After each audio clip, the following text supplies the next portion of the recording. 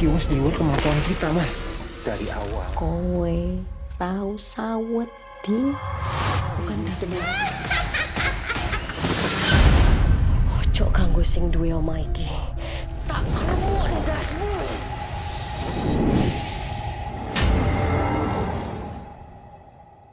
The movie begins in Trenggalek in 2015, where a team of paranormal investigators interviews a pregnant woman. Watu mentions they are there to check on Ayu's condition and her well-being. When asked if he still doubts her ability to unify, Watu responds, they are there to ensure no problems have arisen since the incident. The woman laughs at the mention of this incident, and the scene abruptly cuts off. The movie then flashes back 5 years. Ayu and her friend Rara are performing a cultural dance while their team films them. Suddenly, something strange happens to Ayu, who begins performing erratic dance movements. The others are shocked, and as they approach Ayu cautiously, she collapses. As they begin taking her away, an entity possesses Ayu, visible only to Abiding. Later, Ayu's dad Guido returns home and questions why they're back early. Inside, he checks on Ayu, and Rara explains she was feeling tired, so they brought her home. Later, Guido asks Rara if everything she told him is true. Just then, Ayu's mother Ajeng arrives and asks about Ayu. Learning she's resting in her room, Ajeng moves to check on her, but Rara stops her and tells her about Ayu's strange behavior at the river. Ajeng attributes it to Ayu's menstrual cycle, which makes her tired and weak. The next day, Ayu tries to call her boyfriend Reza, but the call fails. Suddenly, someone passes in front of her. Thinking it was her mother, Ayu goes to the bathroom to check but finds no one there. Then, there is a knock on the main door, and as Ayu goes to open it, an entity appears in the bathroom. Rara is at the door and tells Ayu to get ready quickly, but Ayu says she needs to go to the bathroom first. While Rara waits, she hears someone singing a Javanese song from inside the house. Confused, she goes to check, and suddenly Ayu returns and startles her. And as they leave, we again see the entity there. Next, we see them at a school assembly. While talking, Rara gets scared as she sees the entity standing in place of Ayu. The entity then possesses Ayu, who starts screaming loudly, causing a stampede, and many other students, along with Ayu, get possessed. Rara asks Ayu what she's doing, but Ayu does not respond and continues dancing. Later, Ayu's parents are called to the school, where Miss Novita informs them that Ayu kept singing and dancing to a Javanese song. She advises them to take Ayu home, give her support, and pay more attention to her condition. That evening, during dinner, Ayu behaves very strangely, filling her plate with lots of rice and eating it oddly. Guido asks her if she remembers anything from Watu Kandang, but Ajeng intervenes and stops him from questioning her. After finishing all the food, Ayu gets up and tells them that she is going to her room. After Ajeng leaves, Guido suggests they consult a spiritual expert because he believes something happened to Ayu at Watu Kandang. He also advises against telling the villagers about this for now, fearing it could damage their family's reputation and lead to ostracization. Later that night, Ayu gets a call from Reza, who apologizes for not being in touch due to being selected for special training. Ayu accepts his apology, saying it's okay, and Reza promises to call her the next day when he is free. The next day, while searching for Abidin and Rendra, Rara discovers that they disappeared after filming the other day. Later that evening, she visits Ayu and shows her the video they recorded, pointing out that it clearly shows Ayu was possessed right after Abidin took something from Watu Kandang. Ayu asks if she believes that if they find him, she won't snap again, to which Rara admits she's unsure, but if Abidin did take something, there might be a cure, but they need to find him first. The next day, while Guido is working at his workshop, he is startled to see someone standing there. However, when he gets out to investigate, he finds no one present. As he looks around, he suddenly hears someone singing a song, and to his shock, he sees Ayu's reflection in the side mirror of the car. As he approaches her, a sound distracts him, and he is shocked to find no one inside the car. Meanwhile, Rara is watching a video at home when suddenly someone tries to open her room door. Startled, she steps out to check but sees no one, so she returns to her room and sits down. Suddenly, she starts hearing the same Javanese song and becomes frightened upon seeing the shadow of an entity on the window. She hides under her blanket, and when she wakes up, she finds herself at Watu, Kandang. Ayu is also there, and Rara tells her that Aladdin took something. Suddenly, Ayu transforms into that entity, and Aladdin and the others start laughing at Rara. The entity grabs her and tells her not to be afraid, because it loves the girl. Rara wakes up in the middle of the night, realizing it was just a nightmare.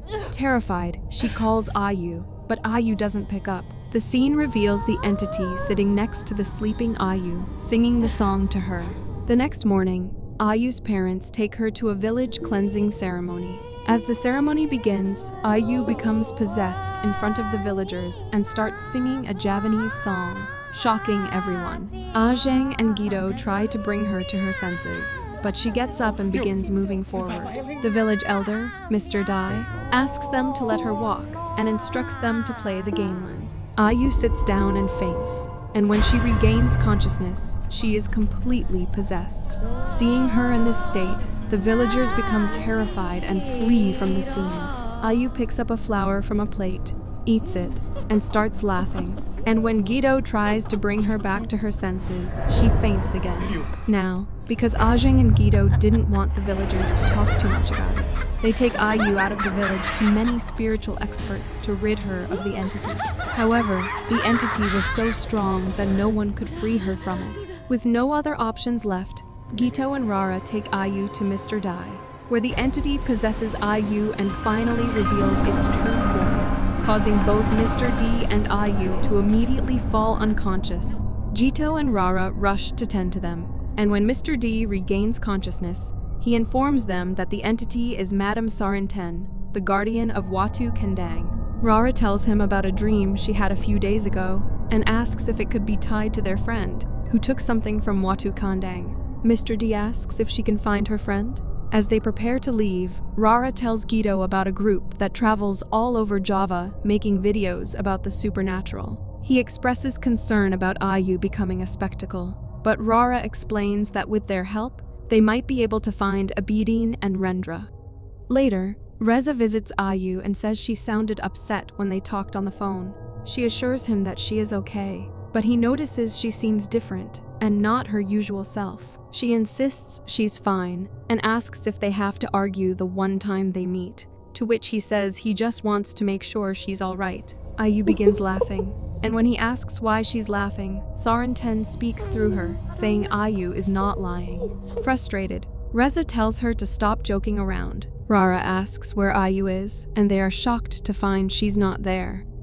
They start looking for her, and Rara finds her dancing outside. She tells her parents, and they all come out. And when Reza asks what's wrong, Sarinten asks if he is the one who loves this girl. She questions if his love is sincere or not, then begins laughing and faints. Meanwhile, the paranormal investigators, Gadu, Genta, and Thea stop on their way to Ayu's house because the car can't get through. On the other hand, while Ajeng is praying with Ayu, she is horrified to see Sarinten's reflection on the wall. However, when she looks towards that direction, she sees Ayu there instead.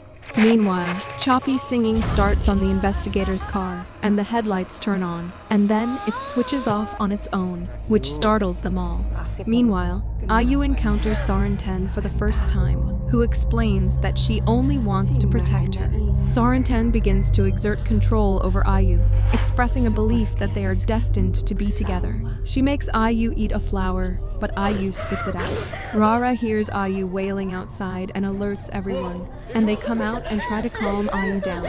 They bring Ayu inside, but she growls and throws Guido and Reza away, and Sarinten tells them to let her stay with this child.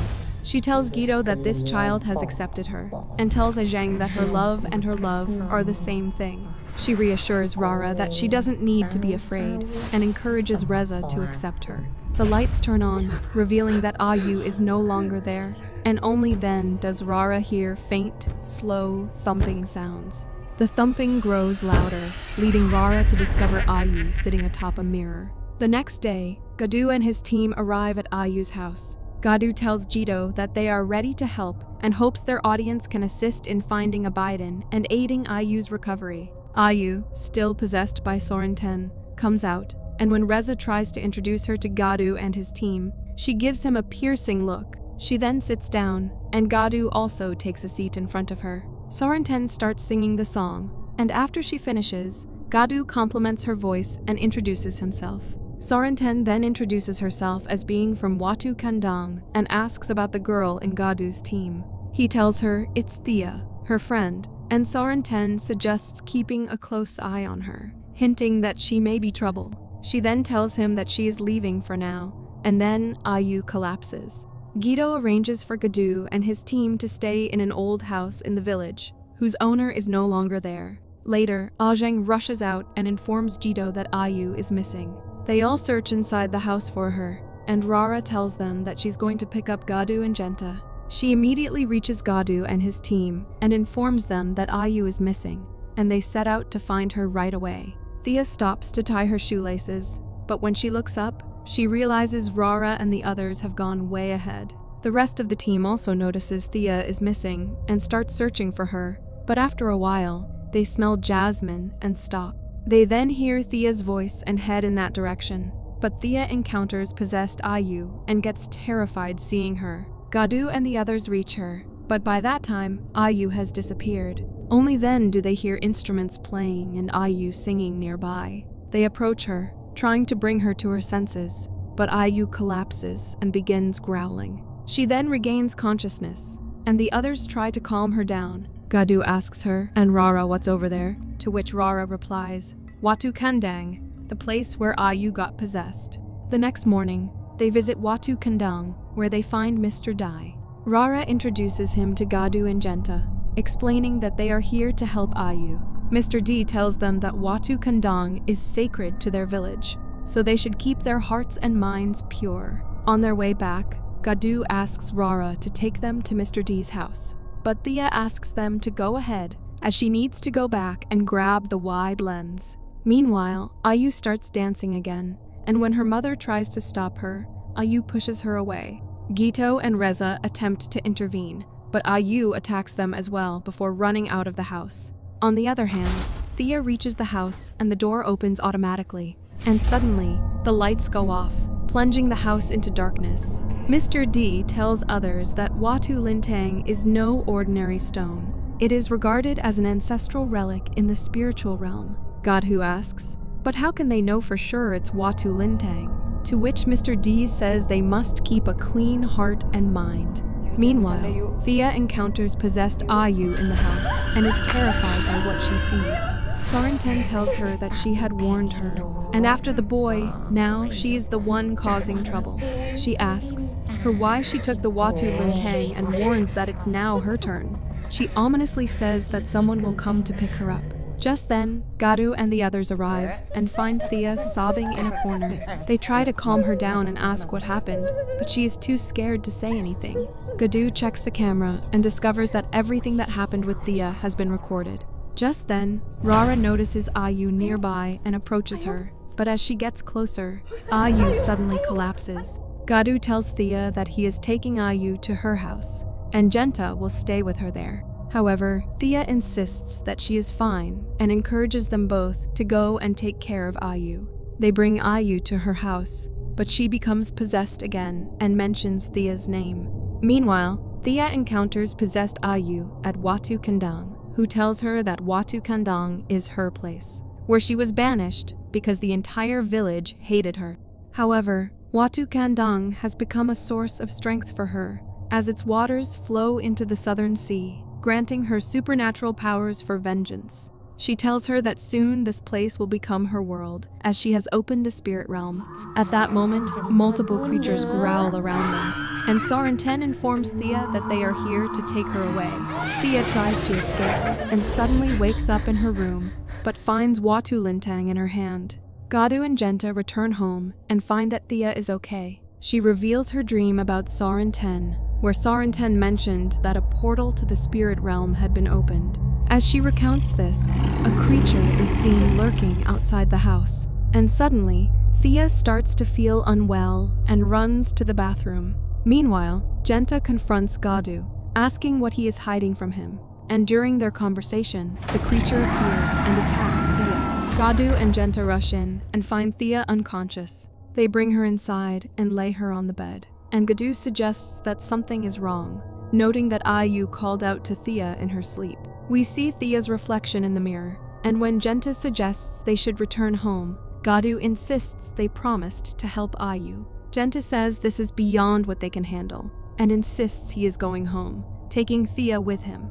Watu agrees to go home, but suggests they first visit Ayu's house. They visit Ayu's house, where Mr. D tells them that Thea and Ayu are in danger. Ayu suddenly gets possessed by Sarinten and asks why he is there. Watu tries to talk to her, but Mr. D explains she is not talking to them. Ayu climbs onto the table, and the entity possessing her declares that where it goes is none of her business. Sarinten commands the entity to leave the people in the house alone, or she will crush its head. But the entity challenges her, saying she will be the one to die first. Mr. D asks the entity who it is, but it only laughs. Sari urgently tells them to prepare the Turongo Yakso ritual, and then Ayu faints. Watu asks Mr. D what Turongo Yakso is. He explains that with the spirit realm of Watu Kandang now open, spirits are roaming freely in the human realm. Thea ventured into the spirit realm, and the Turongo Yakso ritual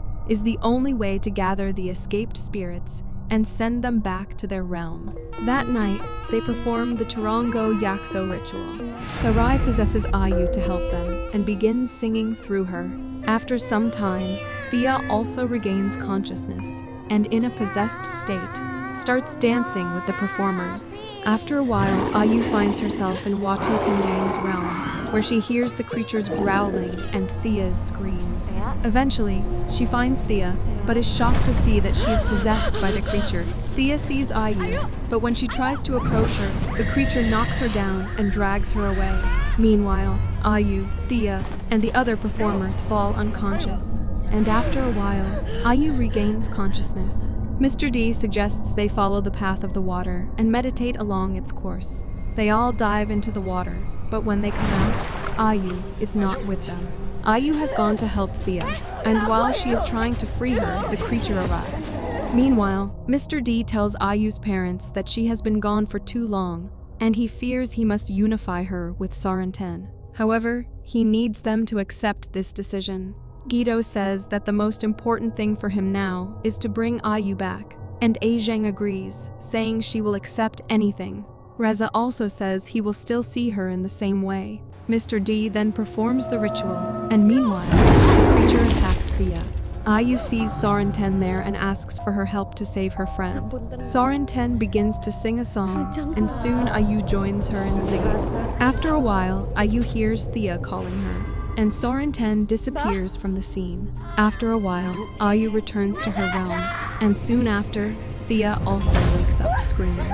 In the next scene, we see that Thea is in a mental hospital, where Abiden is already admitted, and he is seen apologizing to someone. 4 years later, the scene shifts to Ayu and Reza's wedding, and it is revealed that Sarinten is still inside Ayu's body, and the movie ends here. Thanks for facing the frights with us. If you survived this video, drop a like, summon that subscribe button, and brace yourself for more horror. Until next time, stay spooked.